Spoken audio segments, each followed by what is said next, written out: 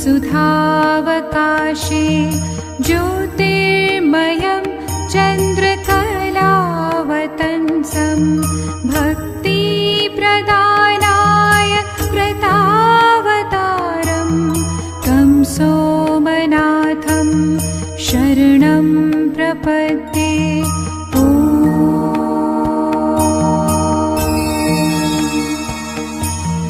शिवं दयालुं कृपया विशालं पूर्णावतारं